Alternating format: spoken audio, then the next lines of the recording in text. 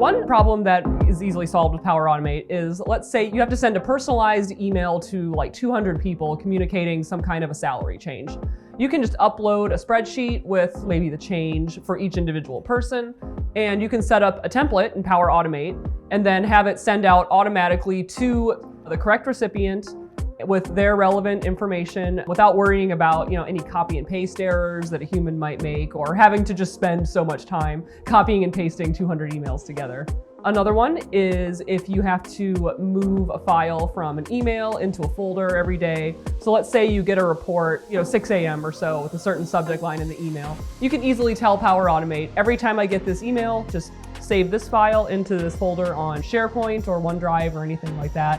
One of the biggest use cases we see Power Automate used for is the data integration for Dataverse. And Dataverse is basically the database behind Power Apps and some of the Dynamics 365 modules. Power Automate can be used to transfer data between one table in Dataverse to another table in Dataverse. So for example, let's say your salesperson comes in, creates a sales lead.